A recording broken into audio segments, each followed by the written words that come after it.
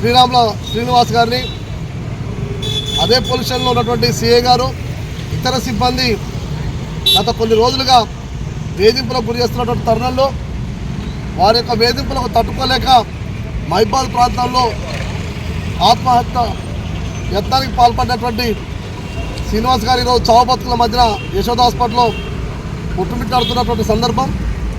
సాక్షాత్తైన వాంగ్మూలం కూడా ఇవ్వడం జరిగింది. సిఐ గారి వేధింపుల వల్లనే నేను ఆత్మహత్య యత్నం చేసుకోవడానికి కారణం అని చెప్పి చెప్పడం జరిగింది. ఈ రాష్ట్రంలో దళితులుగా ఉన్నటువంటి పోలీసు అధికారుల పట్ల పోలీసు ఉన్నతాధికారుల తీరు చాలా గణనీయంగా ఉంది.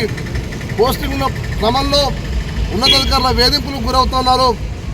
చాలామంది సిఐలు కానీ ఎస్ఐలు కానీ పోస్టింగ్ లేక పక్కబడి ఉన్నటువంటి పరిస్థితి కనబడుతోంది. అంటే మొత్తంగా పోలీసు వ్యవస్థలో దళితులకు సరైన న్యాయం జరగట్లేదు.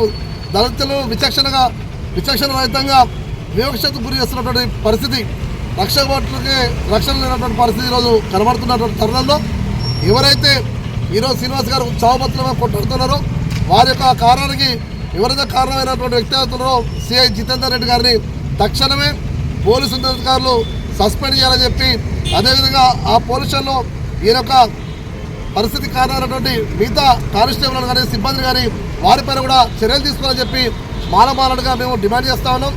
ఈరోజు కేవలం ఇది మచ్చుకు మాత్రమే కనబడతా ఉంది.